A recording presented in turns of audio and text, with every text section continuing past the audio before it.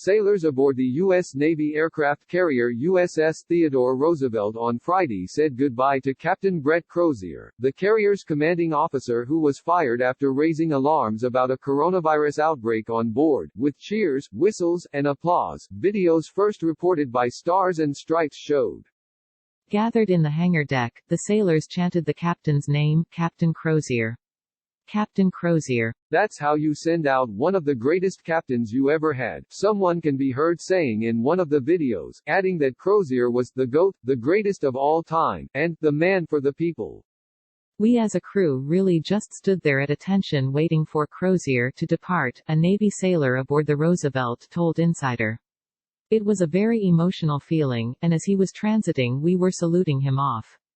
Once he was on the brow of the ship, we all crowded the brow applauding and chanting his name, because he really meant a lot to us. We felt this way about our captain before we had this going on, the sailor said. His passion and energy was felt the day he checked on board. He stuck his neck out for us, so we had and have to do the same for him. Another video appeared to show the captain walking down the gangway onto the pier in Guam, where the carrier is stuck in port, before turning and waving goodbye to the crew. Crozier was fired on Thursday by Acting Secretary of the Navy Thomas Maudley after Crozier's letter begging the Navy for help with a worsening coronavirus outbreak aboard the Roosevelt was leaked to news outlets. The letter, which the San Francisco Chronicle published on Monday, said that the spread of the disease is ongoing and accelerating. Crozier strongly urged the Navy to take as much of the crew as possible ashore.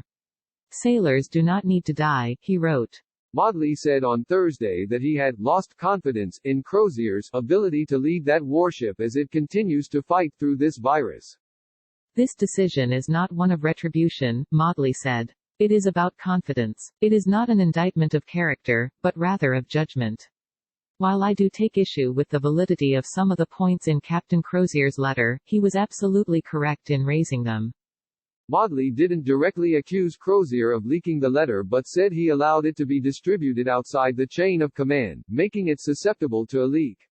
Maudley said the letter caused a little bit of panic, not only on the ship but among sailors' families. Maudley said the captain demonstrated extremely poor judgment in the middle of a crisis.